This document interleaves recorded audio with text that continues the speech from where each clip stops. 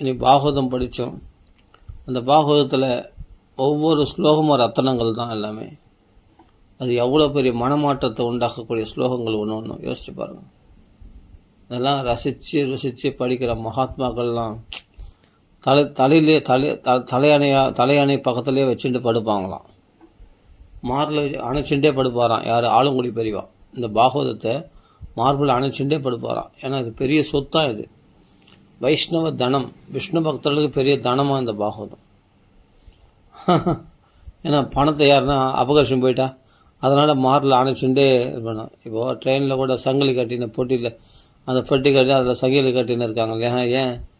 யாருன்னா அதில் பணம் இருக்குது, ஜாக்கிரதையாக பாதுகாப்பாக எடுத்து போனோம் இல்லையா? அதுக்காக பாதுகாப்பாக கொண்டு போகணுன்றதுக்காக அது மாதிரி அது சங்கிலி மாதிரி கட்டிக்கிறாங்க இல்லையா? அது மாதிரி மகான்கள்லாம் அந்த பாகவத புஸ்தகத்தை இது யார் தூக்கி போக போகிறாங்க? இன்னைக்கு நான் ஒரு தடவை புஸ்தகத்தை பாகவதத்தை வெளியே வச்சுட்டு வந்துட்டேன். வீட்டுக்கு வெளியிலே வச்சுட்டு வந்துட்டேன். ஆனால் பார்த்தா எத்தனையோ பேர் போகிறாங்க வராங்க, அந்த புஸ்தகத்தை திறந்து கூட பார்த்துருப்பாங்க. அதுனா ஒரே ஹிந்தி எழுத்தாக இருக்குது, ஒரே சம்ஸ்கிருத எழுத்தாக இருக்குது, இது யாருக்கு புரியும் அது அப்படின்ட்டு விட்டு போயிடுவாங்க, அவ்வளோதான். ஏன்னா அப்புறம் யோசித்தேன், நம்ம புஸ்தகம் வச்சிட்டோமே அப்படின்னு சொல்லிட்டு உடனே வந்து பார்த்தா புஸ்தகம் அங்கேயே தான் இருக்குது. யாரும் எடுத்து போக மாட்டாங்க. யார் இது எடுப்பாங்க அந்த புஸ்தகத்தை? இதே ஒரு 2000 ரூபாய் நோட்டு கட்டாக வச்சுருந்தேன்னு சொன்னால், ஒரு 50,000 ரூபாய் கட்டு வச்சுருந்தேன்னா அது யாருன்னா விட்டு வைப்பானா? அப்படி இப்படி பார்த்துட்டு எடுத்துன்னு ஒரே ஓட்டம் ஓடிடுவான். ஆனால் அதை விட விலை மதிக்க முடியாத இந்த பாகவத பொக்கிஷத்தை நீ வெளியிலே வச்சா கூட சட்டை பண்ணுறதுக்கு அங்கே தான் போகிறாங்க, நடமாடுற ஜனங்க நடமாடின்னு தான் இருக்குது.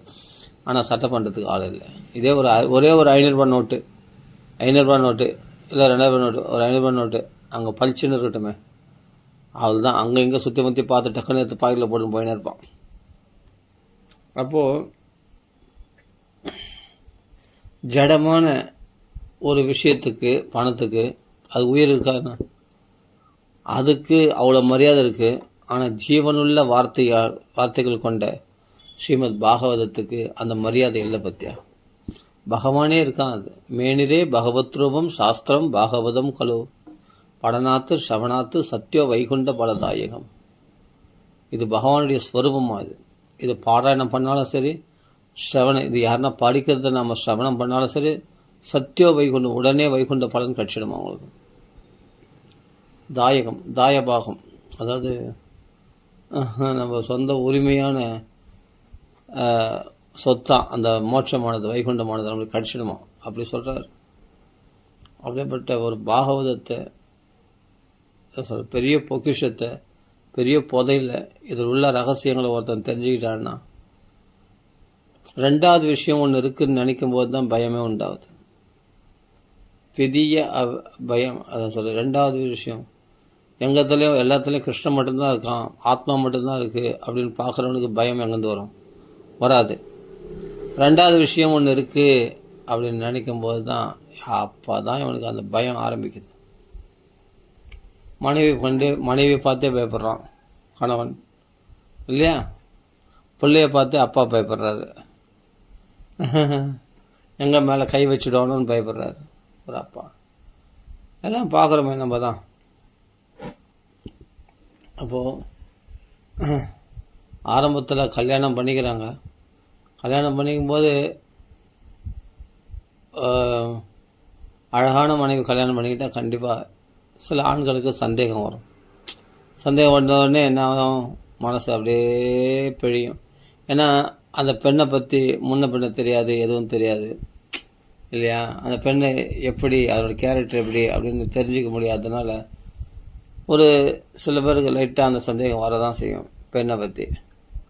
ஆனாலும் அது போக போக புரிஞ்சுக்கிட்டோம்னே அந்த பழக அந்த பெண்ணுடைய சுபாவத்தை புரிஞ்சுக்கிட்டு அதுக்கப்புறமா ஒரு காம்ப்ரமைஸ்க்கு வருவாங்க. அந்த காம்ப்ரமைஸ் வந்து அந்த கணவன் மனைவி ஒத்துமையாக ஆவாங்க. ஆனாலும் ஈகோ ப்ராப்ளம் ஒன்று இருக்கு இல்லையா? சந்தேகம்னு ஒன்று இருந்தது. ஓகே, அந்த பெண்ணு வந்து ஃபஸ்ட்டு முன்ன பெண்ணு தெரியாது, சரி, அதனால் வந்து அந்த பெண் இடத்துல இவ்வளோ அழகாக இருக்குது, வேறு யார் மாதிரிலாம் நம்மளுக்கு டவுட் ஏற்படும். அப்போ சந்தேகம் ஏற்படும் பெண் இடத்துல. ஏன்னா அழகான பெண்ணை கல்யாணம் பண்ணியிருந்தாவே கண்டிப்பாக சந்தேகம் ஏற்படும். அது நம்ம நிறைய பேரத்தில் நான் பார்த்துருக்கேன், நிறைய ஃபேமிலியில் ஆரம்பத்தில் வரும். ஆரம்பத்தில் லைட்டாக சந்தேகம், ஏன்னா அந்த பெண்ணை பற்றி அவ்வளோ தெரியாது இல்லையா, முன்ன பெண்ணை தெரியாது, அப்படி பழக்கம் இல்லாததுனால. அப்புறம் நல்லா பழகிட்ட பிறகு பார்த்தா சே அப்படிலாம் கிடையாது அப்படின்னு தெரிஞ்ச ஒரு அண்டர்ஸ்டாண்டிங் வரும். அண்டர்ஸ்டாண்டிங் வந்து அடுத்தது என்ன வரும்னா ஈகோ ப்ராப்ளம் வரும். நீ பெரிய ஆளா, நான் பெரிய ஆளா, கணவன் மனைக்குள்ளே. இது ஆஸ் யூஷுவலாக நடக்கிற விஷயந்தான்.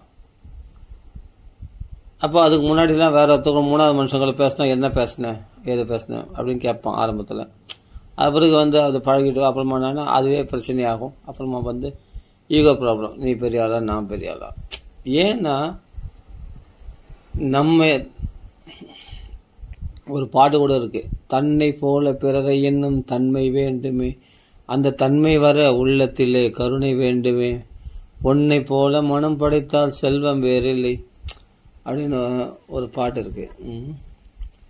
அப்போது தன்னை போல பிறனை நம்ம வந்து ஒருத்தரை மன்னிக்கிறோமோ இல்லை குற்றம் சுமத்துறோமோ ரெண்டுமே அந்த அந்த அந்த இடத்துல நீ இருக்கிறன்னு நினச்சிக்கோ.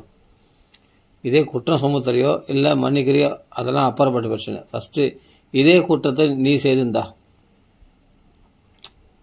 இப்போ நீ உன் மனைவியை இது பண்ணுற திட்டுற, ஓகே, உன் மனைவி குற்றவாளியாக தீர்க்கிற, ஓகே, ஈகோ ப்ராப்ளம் சொல்கிறேன். அப்போது நீ என்ன எதிர்பார்க்குற உன் மனைவிடத்தில், பணிஞ்சு போகணும், சரி சபாஷ், அது நீ செய் ஃபஸ்ட்டு. இது பைபிளில் ஒரு வார்த்தை இருக்குது, உலகத்தில் நீ எதை எதிர்பார்க்குறாயோ முதல்ல உலகத்தில் நீ செய், அப்போ உலகம் உனக்கு செய்யும், இந்த உலகமானது உனக்கு செய்யும். அதுதான் கிருஷ்ண பரமாத்மா நடைமுறைப்படுத்தி காட்டினார். இயேசு கிறிஸ்து உபதேசம் பண்ணார், கிருஷ்ண பரமாத்மா நடைமுறைப்படுத்தி காட்டினார். என்ன நடைமுறைப்படுத்தினார் அப்படின்னா ராஜசூய வேள்வி. அந்த ராஜசூய வேள்வியில் வந்து முதல் பூஜை யாருக்கு கொடுக்கணும் அப்படின்னு பார்த்தா கிருஷ்ணருக்கு தான் கொடுக்கணும் அப்படின்னு சகாதேவன் சொல்கிறான். சகாதேவன் சகல சாஸ்திரங்களில் கலை கண்டவன் அவன். அப்போ பீஷ்மாச்சாரியரும் அதை ஆமோதிக்கிறார், சபாஷ், கரெக்டு தான், ஆமாம், கிருஷ்ண பரமாத்மா அவருக்கு யார் பூஜை பண்ணுறாங்களோ அப்போ தான் நாம் கொடுக்குற தனமானது பல மடங்காக பெருகும், நம்ம தானம் பண்ணுற தனமானது பல மடங்காக பெருகுமா. யார்? கிருஷ்ணனை வழிபடுறவங்களுக்கு, கிருஷ்ண பக்தர்களுக்கு, கிருஷ்ண பக்திக்காக செலவு பண்ணால் அது பல மடங்காக பெருகுமா நமக்கு. அது சொல்கிறாருங்க. அப்படி இருக்கும்போது பீஷ்மாச்சாரியர் சகாதேவனும் சொல்கிறாரு, சகாதேவன் சகல சாஸ்திரம் இல்லை. அப்போது சிசுபாலன் எழுந்திருக்கான். சின்ன பசங்களெலாம் பேச விட்டு பெரியவங்களாம் கூட சேர்ந்து ஆமாம் போடுறாங்க. யார்? பீஷ்மாச்சாரியர்லாம் சகாதேவன் பேச்சு கேட்டு ஆமோதிக்கிறாரு. அப்படின்னு சொன்னோடனே பீஷ்மருக்கு கோவம் வந்துடுச்சு, பேசுகிறாரு, திட்டுறாரு. பீமனுக்கும் கோவம் வந்துடுச்சு, தாத்தாவே திட்டானேன்னு சொல்லிட்டு பீமனுக்கு கோவம் வந்துடுச்சு. எல்லாமே அந்த சபையில் அப்போ எல்லாரையும் கையை அமர்த்தி கிருஷ்ண பரமாத்மா சக்கராயுதத்தினால் அவனை வதம் பண்ணி சிசுபாலனை தன் திருவள்ளில் சேர்த்துருக்காரு. அப்போது எதுக்குன்னா அவன் ஜெய விஜயர் வைகுண்டவாசி. அவன் சாபத்தினால அசுரனாக பிறந்தான், மனுஷனாக பிறந்தான். மறுபடியும் வைகுண்டத்தை அடைந்து விட்டான் சிசுபாலன். அது இருக்கட்டும். இப்போ நம்ம முக்கியமான எந்த விஷயத்தை நம்ம சொல்ல வந்தோம்? முதல் பூஜை கிருஷ்ணருக்கு முதல் பூஜைன்னு சொன்ன உடனே சரி, சகாதேவன் சொல்கிறான், பீஷ்மர் சொல்கிறார், துரோணாச்சாரியர் சொல்கிறார், கிருபாச்சாரியர் சொல்கிறார், எல்லாம் ஓகே, எல்லாமே சம்மதிக்கிறாங்க, பெரியவங்களாம் சம்மதிக்கிறாங்க. கிருஷ்ணர் தான் பரமாத்மா, அவருக்கு தான் முதல் பூஜை கொடுக்கணும். சரி, அந்த கிருஷ்ணங்கன்னு தேடுறாங்க. கிருஷ்ணங்கன்னு தேடினா போனால் வாசலில் வரங்களுடைய பாதங்களை கழுவிண்டு இருக்கார், பாதத்தாளம் மீண்டு இருக்கார்.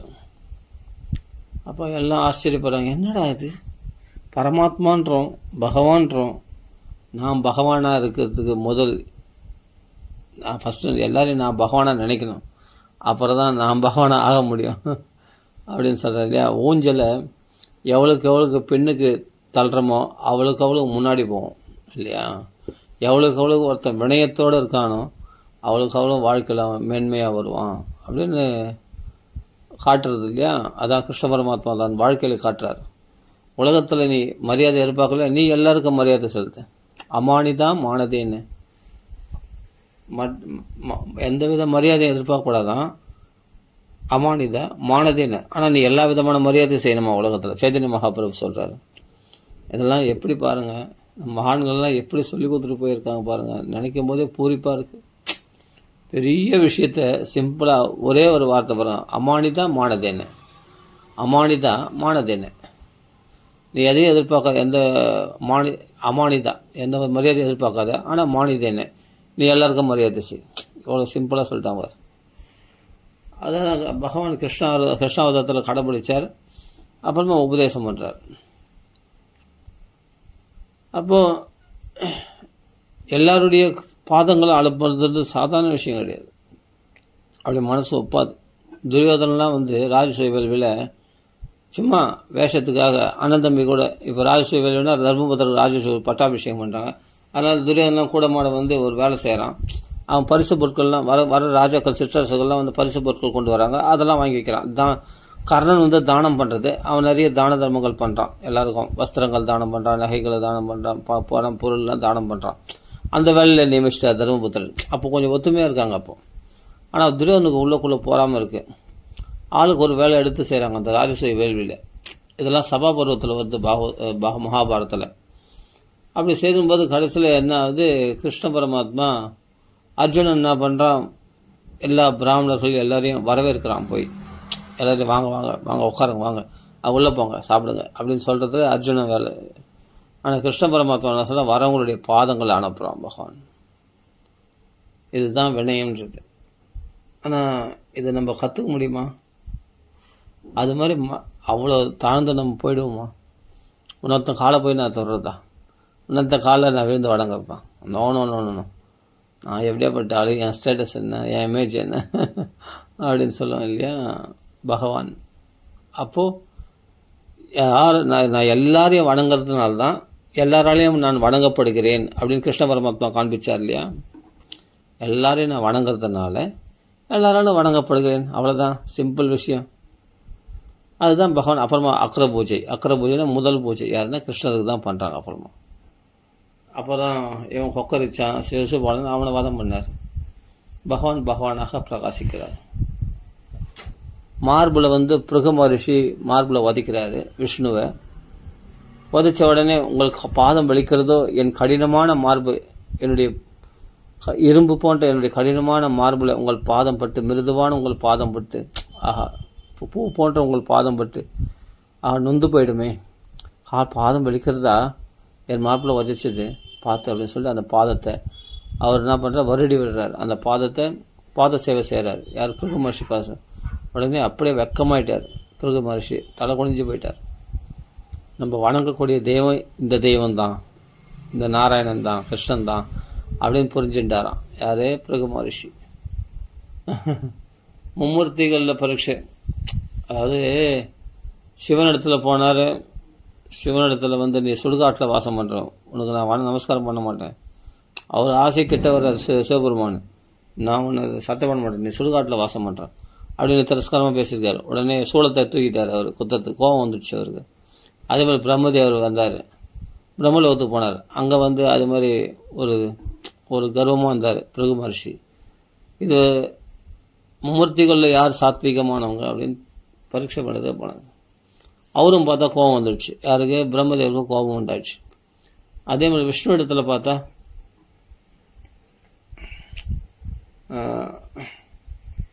அங்கே என்னென்னா வாக்கால் சிவபெருமானை திட்டினார். உடனே கோபம் வந்துடுச்சு, சூளத்தை தூக்கிட்டார். உடனே பார்வதி சமாதானப்படுத்திட்டார். அப்புறம் இங்கே பாராமுகமாக அப்பா ஸ்தானத்தில் இருக்கார்ல பிரம்மதேவர், அவரை முகத்தை திருப்பினார், பேசலை. அதில் அவருக்கு கோபம் வந்துடுச்சு, தனக்கு மரியாதை கொடுக்கலன்னு சொல்லிட்டு பிரம்மதேவருக்கு. சரி, அங்கேருந்து கிளம்பி வைகுண்டத்துக்கு போனால் வைகுண்டத்தில் லக்ஷ்மி பாத சேவை செய்ய பகவான் படுத்து கொண்டிருக்கிறார். உடனே பிருகு மகர்ஷி நேராக மார்பில் வதிச்சார். என்ன படுக்க வேண்டியிருக்கு, நான் வந்திருக்கேன், எழுந்துக்க மாட்டேன், எழுந்துக்க படுத்துட்டு இருக்கேன் அப்படின்னு சொல்லிட்டு மார்பில் வதிச்சிட்டார். நீங்கள் வந்ததை நான் கவனிக்கலையே, சுவாமி உங்கள் பாதம் வலிக்கிறதோ அப்படின்னு சொல்லிட்டு, போன்ற உங்கள் பாதம் வலிக்கிறதோ அப்படின்னு சொல்லிட்டு மகாவிஷ்ணு வருடி வர்றார். எதுக்கு சொல்கிறேன்னா, இதெல்லாம் பகவானுடைய குணங்கள். இதெல்லாம் அதை பார்த்தா தான் நம்மளுக்கு தெரியும். இப்படி தான் என்ன வாழணுன்றது நம்மளுக்கு உபதேசமாக சொல்ல மாட்டாங்க, வாழ்க்கையில் நடந்து காமிக்கிறாங்க. பகவான் நம்மளுக்கு நடந்து காமிக்கிறான். நம்ம சாஸ்திரங்கள் இது போல் நிறைய விஷயம் சொல்லியிருக்கு நம்மளுக்கு பாகவதத்தில். அப்போ பிருகு மகர்ஷியினுடைய பரீட்சைக்கு அவர் ஆளானார். ஒரு பக்தன் பகவானை பரிசோதிக்கிறார். பிருகு மகர்ஷி சிறந்த வைஷ்ணவர் தான், பக்தன் பகவானை பரிசோதிக்கிறார். எல்லாம் என்ன சொல்லுவாங்க, பகவான் தான் பக்தனை பரிசோதிக்கிறாங்க. கிடையாது, நீங்கள் தான் அவங்கள சோதிக்கிறீங்க. நீங்கள் எதுக்கு கட்டுப்படுறீங்க, பகவானுடைய வார்த்தைக்கு எதுக்கு கட்டுப்படுறீங்க, பகவானுக்கு அடங்கி எதில் போகிறீங்க. நமக்கு அடங்கி போனது தான் எல்லார்களையும் எதிர்பார்க்குறோம். ஆனால் நாம் யாரும் அடங்கி போகிறதுக்கு தயாராக இல்லைல்ல. அப்போ எப்படி நம்ம பகவானை தரிசனம் பண்ண முடியும்? அதெல்லாம் பாகவதத்தில் சொல்லியிருக்கு. மனமாற்றம் தான் முக்கியமே தவிர நிறைய மந்திரங்களை ஜெபிக்கிறதுனால ஒரு பிரயோஜனம் இல்லை. மனமாற்றம் ஏற்பட்டுச்சுன்னா தான் நீ சொல்கிற ஒரு மந்திரத்துக்கு கூட உடனே பலன் கிடைக்கும். அதுதான் நம்ம புரிஞ்சுக்கணும். 1000 மந்திரம் சொல்கிற 2 மந்திரம் சொன்னால் கூட உடனே கைமால பலன் கிடைக்கும். ஏன்னா உன் மனமாற்றம் ஏற்பட்டது. தூய மனசில் எந்த சங்கல்பம் போட்டாலும் உடனே பழிக்கும் இல்லையா? அதுதான். அதனால் இது பகவான் கிருஷ்ண பரமாத்மா இது மாதிரி தன் லீலைகள் மூலமாக உலகத்துக்கு நல்ல உபதேசம் செய்திருக்கிறார். இன்றைக்கி டிசம்பர் 31 கடைசி நாள். சரி, எல்லாருக்கும் அட்வான்ஸ் ஹாப்பி நியூ இயர். இனிய புத்தாண்டு வாழ்த்துக்கள் 2025. இனிய புத்தாண்டு வாழ்த்துக்கள் எல்லாருக்கும். ரொம்ப சந்தோஷம். இந்த புத்தாண்டில் எல்லாரும் பாகவதம் படிக்கணும், நிறைய பாகவதம் கேட்கணும், பகவான் ராமநாமத்தை நிறைய சொல்லணும், மனசில் குதூகலமாக சந்தோஷமாக ஆனந்தமாக இருக்கணும். அதாவது ஒரு விஷயம் பாகவதத்தில் வருது, கிருஷ்ண பக்தர்கள் எப்படி இருப்பாங்க அப்படின்னு. வெளியில் என்னன்னா நெருப்பு கொதிக்குது. அப்படியே நெருப்பு கொதிதான் என்னது, சூரியன் காயுது. அப்படி சூரியன் காயுது. எல்லாம் தவிச்சு போகிறாங்க. அப்படியே தண்ணீர் தாகம் தவிச்சு போகிறாங்க. உடம்புல அப்படியே வேர்வையாக சொட்டுறது. அப்போது வெயிலேருந்து எப்படியாவது வீட்டுக்கு போய் சேருமோன்ட்டு நடந்து வரோம். அப்போது உடம்புலாம் கொதிக்குது இல்லையா, இந்த வெயில் தாபத்தில் வாட்டப்படுறாங்க இல்லையா மக்கள். ஆனால் ஒரு யானை என்ன பண்ணிச்சு, ஒரு கங்கை, அந்த கங்கா தீர்த்தம் பெரிய பெரிய குளம் மாதிரி தேங்கியிருக்கு. அது ஆறாக ஓடிட்டு இருக்கு. அது அதில் போய் ஜில்லுன்னு போய் அதில் அழகாக ஸ்நானம் பண்ணுறது. ஆனால் கரை ஏறிச்சுன்னா வெயில் தாபம், எல்லோரும் மக்கள்லாம் பாதிக்கப்படுறாங்க. ஆனால் கங்கையில் குளிக்கிற அந்த யானையானது ஜில்லுன்னு எப்படி ஆனந்தமாக இருக்குதோ அது மாதிரி இந்த சம்சார தாபங்களால் எரிக்கப்படுகின்ற மக்களுக்கு நடுவில் இந்த கிருஷ்ண பக்தர்கள் மூலம் ஜில்லு ஜில்லு ஜில்லு ஜில்லுன்னு இருக்கிறாங்களாம். கிருஷ்ண பக்தியை தலை சென்று கிருஷ்ண கதைகளை பேசிட்டு ஆனந்தமாக இருக்கிறாங்களாம். அது எப்படி, அது கிருஷ்ண பக்தர்களுக்கே உரிய ஒரு சொத்து. அது நமோ அகிஞ்சன வித்தாய நிவத்த குணவிருத்தையே ஆத்மா ராமாய சாந்தாய கைவல்ய பதையே நமக.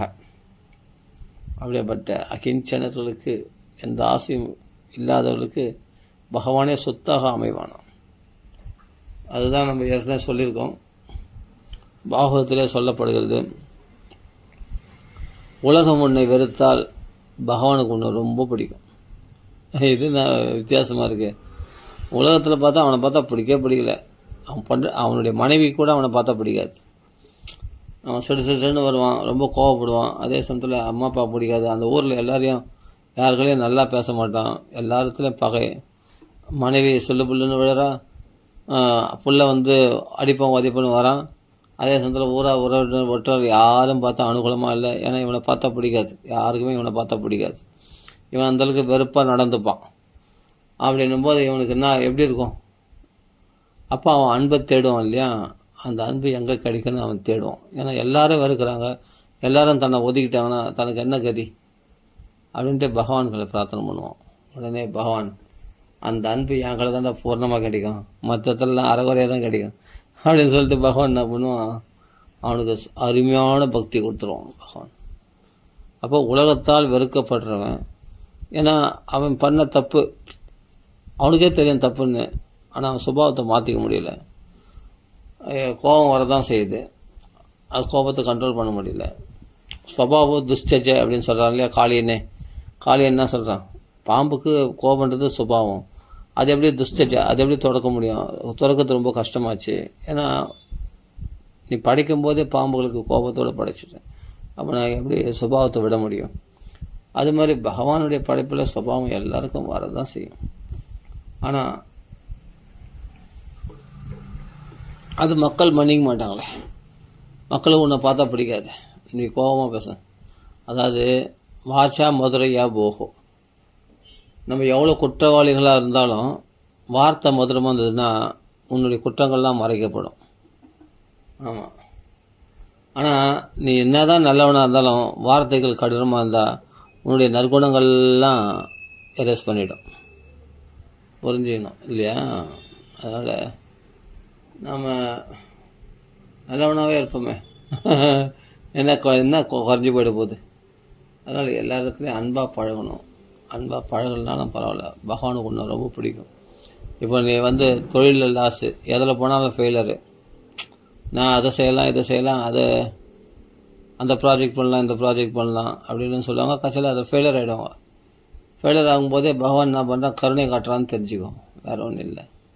உலகத்தில் நீ எதில் தோல்வி அடையிறோ அப்போனா உலகம் உனக்கு அனுகூலமாக இல்லை அப்படின்னா பரவாயில்ல, பகவான் கிட்ட நெருங்கியிருக்கான்னு அர்த்தம்.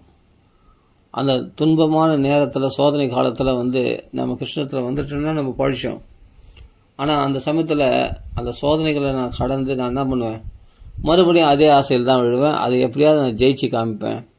அப்படி மறுபடியும் போராடி நம்ம அடிபட்டால் கூட கடைசியில் அல்ப சந்தோஷம், நீ அதில் போராடி ஜெயிச்சுடுவேன். ஏன்னா நீ பிடிவாதம் பண்ணுறிய பகவானிடத்தில். ஏன்னா எனக்கு லோக சௌக்கியம்தான் வேணும் அப்படின்னா, உனக்கு சில விஷயங்களில் தோல்வி கொடுத்தேன், லோக விஷயங்களில். அதை புரிஞ்சுக்கிட்டு நீ எங்களை வந்துடும்னு நினச்சேன். ஆனால் நீ என்னன்னா அதை புரிஞ்சுக்கிட்டு வர மாதிரி தெரியல. அது தோல்வி அடைஞ்சதை எப்படியாவது விட்டதை பிடிக்கணும் அப்படின்னு சொல்லிட்டு மறுபடியும் அதிக பிரயாசப்பட்டு எப்படியாவது சம்பாதிக்கணும் முயற்சி பண்ணும்போது, பிடிவாதம் பண்ணும்போது பகவான் விட்டுருவான்.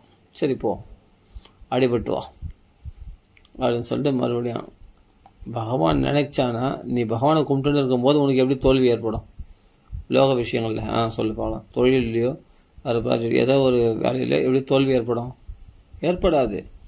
பகவான் நினைச்சானா அடுத்த க்ஷணத்தில், இப்போ குசேலனை குபேரன் ஆக்கி இல்லையா, ஒரு க்ஷணத்தில் பகவான் நினைச்சானா உன் லைஃபையே மாற்ற முடியும் ஒரு க்ஷணத்தில். ஆனால் அந்த கஷ்ட காலத்தில் என்னென்னா உறவினர்கள்லாம் உன்னை கைவிட்டாங்க பார். உறவினர் யாரும் உன்னை கிண்டல் பண்ணுறாங்க பார். உன்னுடைய தோல்வியில் அவங்க கிண்டல் பரிகாசம் பண்ணுறாங்க, சந்தோஷப்படலை, இது சரி துக்கப்படலை. அப்படின்னும் போது நீ யார் என்னன்னு உலகத்தார் நீ புரிஞ்சிக்கலாம். கஷ்ட காலத்தில் தான் உலகத்தை நல்லா புரிஞ்சிக்க முடியும். யார் நமக்கு எப்படி பழகிறான்னு நம்ம தெரிஞ்சிக்க முடியும். அதுக்கு தான் பகவான் அந்த பாடத்தை கொடுக்குறான். நம்ம கஷ்டம் வரும்போது இது பகவானுடைய அனுகிரகம்னு தெரிஞ்சிக்காம, எல்லாமே நம்மளுக்கு அனுகூலமாக இருந்தால் தான் அனுகிரகம், பிரதிகூலமாக இருந்தால் அது அனுகிரகம் இல்லை. கிருஷ்ணனுக்கு அனுகிரகம் பண்ணல அப்படின்னு நம்ம நினைக்கிறோம். தப்பு. உன்னுடைய பாபத்தை போக்குறான். நீ கவலைப்படும் போது உன் பாபத்தை போயிடுது. அப்புறம் தான் பகவான் அனுகிரகம் பூர்ணமாக கிடைக்குது. நல்லா புரிஞ்சுக்கணும். அப்போது பிரதிகூலமாக நடந்தால் கூட அது பகவானுடைய அனுகிரகமாக நினைக்க தெரிஞ்சுக்கிட்டா அவன் தான் புத்திசாலியா. இதுக்கு ஒரு இன்சிடெண்ட்டு நான் பாகவதத்திலே இருக்குது எல்லாமே. நாரதர் என்னென்னா தன்னுடைய அம்மா இறந்துட்டா. அவர் அம்மா புள்ள அவ்வளோதான், வேறு எந்த சொந்த பந்தமும் கிடையாது நாரதருக்கு. நாரதர் முன் ஜென்மத்தில் ஒரு வேலைக்கார வீட்டு வேலை செய்யக்கூடிய ஒரு வேலைக்காரருடைய பிள்ளையாக பிறந்திருக்கார். பின்னாடி அடுத்த ஜென்மத்தில் தான் நாரதராக வரார், பிரம்மதேவர் புத்திரராக அப்புறமா பிறகுறார். அதுக்கு முன்னாடி அது முன் ஜென்மத்தில் அவர் ஒரு வேலைக்காரருடைய பிள்ளையாக பிறகுறார். பிள்ளையாக பிறந்தபோது மகான்களுக்கு சேவை செய்கிறார். மகான்களுக்கு பாகவதம் சொல்கிறாங்க, அதெல்லாம் கேட்குறாரு, எல்லாம் பண்ணுறார். அப்போது அந்த மகான்கள்லாம் அவங்க இருக்கிற ஆசிரமத்தை விட்டு போயிட்டாங்க. அப்போ இவன் 10 வீட்டில் 10 பாத்திரம் ஜெயிச்சு தான் இவன் பிஞ்சு வயதுக்கு கொஞ்சம் கஞ்சி வச்சு கொடுப்பாள். யாருக்கு? அந்த நாரதருக்கு, அந்த அம்மா. அப்போ அவன் என்ன பண்ணுறான், மகான்களுக்கு சேவை செய்ய அனுப்பிச்சு ஏதோ ஒரு புண்ணியத்தை சேர்த்துக்கிட்டேன் என் குழந்தை அப்படின்ட்டு எல்லாம் செய்வான். அதெல்லாம் அந்த புண்ணியமான காலம் அப்போல்லாம். அப்படிலாம் செய்த போதே அப்புறமா அந்த மகான்களுக்கு சேவை செய்ததனுடைய பக்குவம் என்ன ஆச்சுன்னா, மகான்கள் வாக்கில் பாகவதம் கேட்டதுனால அந்த குழந்தைக்கு பக்குவம் உண்டாயிடுச்சு. யாருக்கு? 5 வயசு பையன் நாரதராக இருக்கும்போது, முன்ஜென்மத்தில் ஒரு வேலைக்காரனுடைய பையனாக இருக்கும்போது பக்குவம் உண்டாச்சு. என்னென்னா பக்தி தத் அன்பகம் கிருஷ்ண கதா பிரகாயதாம் அனுகிரகேன அசுணவ மனோகரா தாசத்தையா மே அனுபதம் விஷன்வத பிரிய ஸ்ரவஸ் அங்க மமா அபவத் ருச்சிஹி. அதாவது பகவானுடைய கிருஷ்ண கதையில் ருச்சி ஏற்படுத்த அனுபவம் ஒவ்வொரு நாளும் அனுகிரகேன, மகானுடைய அனுகிரகம் இருந்தால் தான் நீ கிருஷ்ண கதை கேட்க முடியுமா. அந்த கிருஷ்ண கதையை கேட்டு அனுபதம் ஒரு பதம் கூட விடாமல் அப்படி ஜாக்கிரதையாக கேட்டாராம். அதனால் பக்தியில் ருச்சி ஏற்பட்டது, கிருஷ்ண பக்தியில் யார் நாரதருக்கு. அதுக்கு பிறகு என்ன ஆச்சு, மகான்கள்லாம் சாதுர்மாசிய சங்கல்பம் சொல்லுவோம் இல்லையா, சன்னியாசிகள்லாம் தங்குறாங்க. அந்த 4 மாதமும் இந்த ஒரே பையனை தயார்படுத்துறதுக்காக பாகவதம் சொன்னாங்க. பாகவதம் கேட்டான், பக்குவமாயிட்டான். அந்த மகான்கள் வந்த வேலை முடிஞ்சிச்சு, அவங்க பாட்டு கிளம்பி போயிட்டாங்க. வேறு யார் யார் பாக்கியவான்கள்லாம் இருக்கிறாங்களோ அந்த பாக்கியவான்களுக்கு அனுகிரகம் பண்ணுறதுக்கு அவங்க போயிட்டாங்க. சும்மா பேருக்கு சாதுர்மாசிய சங்கல்பம் பண்ணிட்டு வந்திருக்கேன், 4 மாதம் ஒரு கிராமத்தில் தங்கணும், ஏன்னா மழை காலம் வருது, வெளியே சஞ்சரிக்க முடியாது சன்னியாசிகள்னு சொல்லிட்டு 4 மாதம் தங்க, அதான் சாதுர்மாசிய சங்கல்பம் அப்படின்னு சொல்லுவாங்க. அந்த 4 மாதம் அங்கே தங்கிடுவாங்க. கடைசியில் என்னென்னா கிளம்பி போயிட்டாங்க. அப்போ நாரதர் பார்த்தார். பார்த்தோடனே நம்மளுக்கு இருக்கிறது ஒரே ஒரு யாருன்னா தாய் தான். அப்போது ஒரு நாள் பாம்பு தீண்டி அம்மா இறந்துட்டான். இறந்துட்ட உடனே ஐயோ நான் அனாதையாக போயிட்டேனே, எனக்கு யாருமே இல்லையே, இருந்த ஒரே ஒரு துணை அம்மா தான் பிஞ்சு வைத்து கஞ்சி வச்சு போடுவா, ஏதோ சாப்பிட்டு இருந்தேன். இப்போ அம்மாவும் இல்லை, நான் அனாதையாக போயிட்டேனே, எனக்கு யார் சாப்பாடு போடும் அப்படின்னு அழ வேண்டி இருக்க 5 வயசு பையனுக்கு. அப்படி தானே அழுத்தணும், அம்மா போயிட்டேம்மான்னு கதறணும். ஆனால் அவர் என்ன சொல்கிறாருன்னா, ததா மீசஸ்ய பக்தானாம் சம அபிப்சதா அனுக்கிரகம் மன்யமான பிராதிஷ்டம் திசமுத்தராம் அதுதான். ததகம் ஈசஸ்ய பக்தானாம் சம் அபிப்சதா, பக்தர்களுக்கு நல்லதே செய்யக்கூடிய பகவான் பெரிய அனுகிரகம் பண்ணியிருக்கான். இருந்த ஒரு சொந்தம். ஏன்னா அம்மா என்ன நினைக்கிறான்னா, இவனை நல்லா படிக்க வைக்கணும், படிக்க வச்சு பெரிய ஒரு நல்ல இடத்துல கல்யாணம் பண்ணி வைக்கணும், இவனை சேமமாக வாழ வைக்கணும் அப்படின்னு பௌதிகமான விஷயத்தில் முன்னேற்றம் அடைய வைக்கணும்னு பார்க்குறாரு. யார்? நாரதருடைய அம்மா.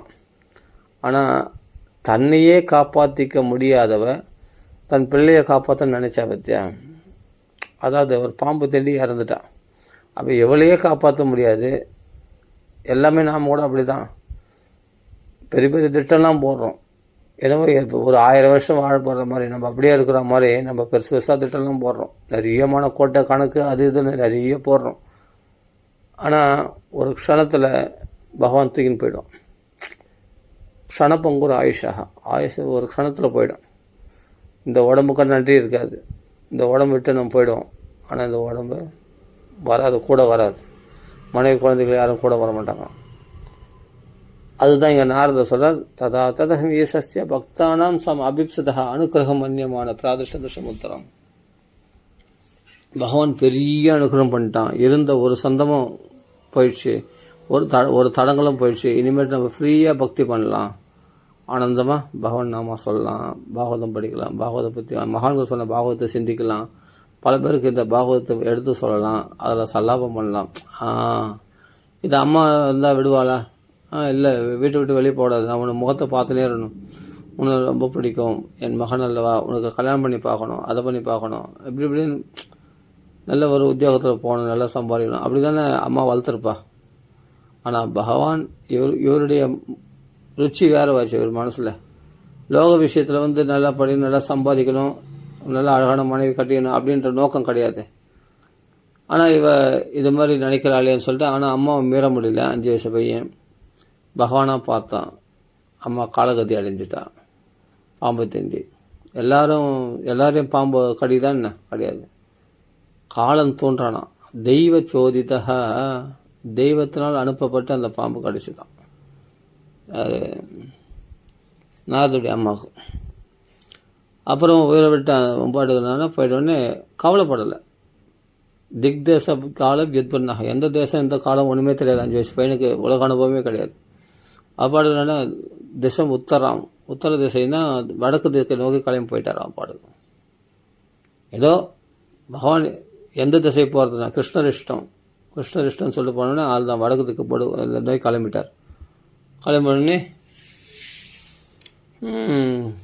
அனவரதம் நாமசிங்கத்தனம் நாமானி அனந்தசி யசோங்கிதானி யசுன்வந்தி காயந்தி கிரணந்தி சாதக நாமானி அனந்தசிய ஹதத்ரப படன குஹ்யானி பத்ராணி கிருதானி ஸ்மரணே. எப்போ ஹிருதயத்தில் பகவானுடைய லீலைகளை ஸ்மரணம் செய்து கொண்டு வாக்களை நாமத்தை நாராயண நாமத்தை உச்சரிச்சுட்டு அப்படி திரிலோக சஞ்சாரியாக சஞ்சரிக்கிறார். அவருக்கு சந்தோஷத்துக்கு என்ன குறைச்சல். அவரு தான் பிரம்மதேவர் புத்திரராக பிறக்கிறார். யாரு? நாரதர். அது பிறகு என்ன பண்றார்? தேவதத்தாம் விமாபீடம் ஸ்வரபர்ம விபூஷிதாம். அப்போ சப்த பிரம்ம வடிவமாகிய மகதி என்ற வீணையை மகாவிஷ்ணுவை கொடுக்கிறார். நாரதர் இதை வீணையை விட்டுண்டு பகவானுடைய நாமங்களை சங்கீர்த்தனம் பண்ணிட்டு பகவானுடைய கதைகளை சொல்லிட்டு அப்படி வீணையை விட்டு ஆனந்தமாக திரிலோகத்தை சஞ்சாரம் பண்ணுறார். ஒன்றும் இல்லை, அவர் பிராமண தர்மம், சத்திரிய தர்மம், எந்த தர்மத்தையும் கடைப்பிடிக்கல. ஒன்றுன்னா மகான்களுக்கு சேவை செய்தார். பாகவதம் படிக்கிறவங்களுக்கு சேவை செய்தார். அவர் சொல்கிற வார்த்தையை கேட்டார். அதனாலே அவர் அதாவது நாரதர் சொல்கிறார் வியாசரத்தில், நீ குழம்பினருக்கே நான் எப்படி நான் ஒரு வேலைக்காரி பிள்ளையாக இருந்தேன், நான் இப்போ நாரதனாக உனக்கே குருவாக, யார் வியாசருக்கே குருவாக நாரதனாக அந்த உபதேசம் பண்ணுறார். அப்போ யோசிச்சு பாருங்க, மகான்களுடைய கிருபை இருக்கு, ரத்தனமாக பண்ணிடும் ஒன்று. அந்த 4 மாதம் மகான்கள் சொன்னாங்களே, இந்த ஒரு பையனை படித்து போட்டு அவனுக்கு பாகவதம் சொன்னாங்க இல்லையா, அது பழிக்காமல் இருக்குமா? பெரிய பலம் கொடுத்துருச்சு. அது மாதிரி தக்ஷனுக்கு தன் பிள்ளைகள் ஞானோபதேசம் செய்து மோட்சத்துக்கு அனுப்பிச்சார். யாரு? தக்ஷனுடைய பிள்ளைகளை ஞானோபதேசம் செய்து மோட்சத்துக்கு அனுப்பிச்சிட்டார். யாரு? பகவான் நாரதர். ஆனால் நாரதர் இடத்துல கோபம் அதிகம் தக்ஷனுக்கு. ஏன்னா என் குழந்தைக்கு வந்துடுன்னா தவம் பண்ண அனுப்பிச்சு தவம் பண்ணி பகவானை அனுக்கிரகம் பெற்றுக்கொண்டு இல்லறத்தில் பிரவேசிக்க செய்யணும் அப்படின்னு நினச்சேன் நான்.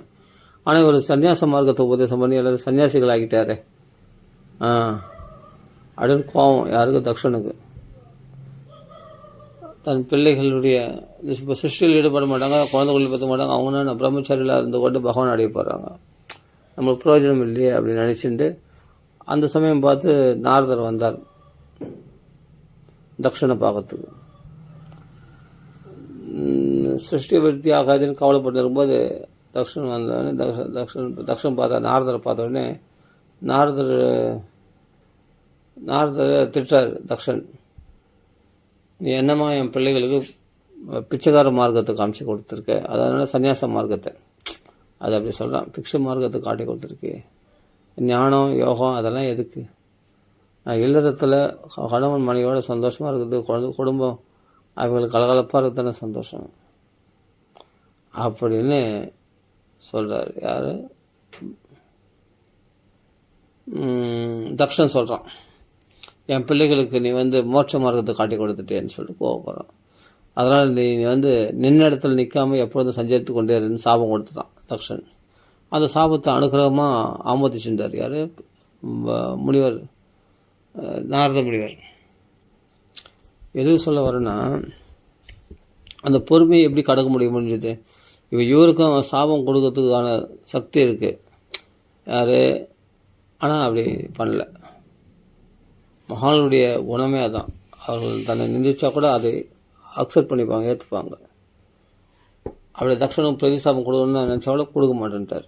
கொடுக்க மாட்டேன், நீ எனக்கு சாபம் கொடு, ஒரு இடத்துல நின்னத்தில் நிற்காமல் சஞ்சரிச்சு நீ என்ன சாபம் கொடு, பரவாயில்ல நான் அதை ஏற்றுக்கிறேன், ஆனால் உனக்கு பதில் நான் செய்ய மாட்டேன். உனக்கு பதில் செய்தேன்னா நான் பாகவதன் இல்லை, பகவத் பக்தி பண்ணாதேன். அதுதான் மகான்கள் இதெல்லாம் தன் வாழ்க்கையில் நடத்தி காட்டுறாங்க. அதெல்லாம் பாகவத்தை பூரா நினைஞ்சிருக்கு. சப்தத்வீபத்துக்கும் அதிபதி அம்பரீஷன். ஆனால் சப்தத்வீபமும் என்னுடைய இதெல்லாம் எல்லாம் கிருஷ்ணருடைய இதுன்னு சொல்லிட்டு பகவானுடைய சக்கராயுதம் கொடுத்து வச்சுருக்காராம். யார்? அம்பரீஷனுங்க. அந்த சக்கரராஜனை எழுந்தருடைய செய்த சிம்மாசனத்தில் தான் ஒரு சேவகனாக இருந்து அனவரதும் சபை மன கிருஷ்ண பதார விந்தையோர் வச்சாம்சி வைகுண்ட குணான வர்ணனே சுதிம் சகார அச்சுத சத்கோதோதையே முகந்த லிங்காலய தர்ஷனே திருசோ. அதாவது பகவான்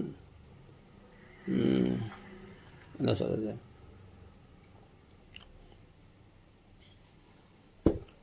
அச்சுத சப்தது, அதாவது அம்பரீஷன் சப்தத்தீபத்துக்கு அதிபதி. அதெல்லாம் லோஷ்டவஸ்படுத்தும், அதெல்லாம் மண்ணாங்கட்டி சம்மாது. சப்தத்தீபம் மண்ணு தாண்டா, மண்ணுக்கு அதிபதினு சொல்கிறது ஒரு பெருமையா அப்படின்ட்டு உதாசீனப்படுத்திட்டாராம். அப்படின்னா பகவான் தன்னுடைய புகழ் கேட்க மாட்டாராம். ஆனால் பகவானுடைய புகழ் யாருன்னா பாடினாங்கன்னா ஆனந்தமாக உட்காந்து ரசித்து கேட்பாராம். அப்போ எந்த அளவுக்கு பக்குவமாயிட்டா இருப்பாங்க. சரி.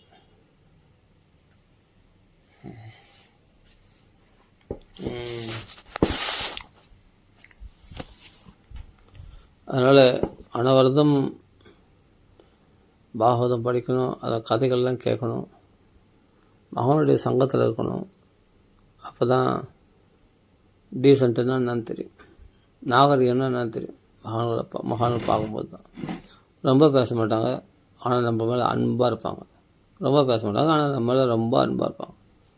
ஒரு வார்த்தை பேசினாலும் அதில் அன்பு அப்படி அன்பு கனியும். அப்படிப்பட்ட மகாத்மாக்களோட வாழ்ந்திருக்கேன். நான் பார்த்துருக்கேன்னு கூட சொல்லக்கூடாது, அவங்க கூட சேர்ந்து வாழ்ந்திருக்கேன். அதான் பெரும் பாக்கியம். சரி,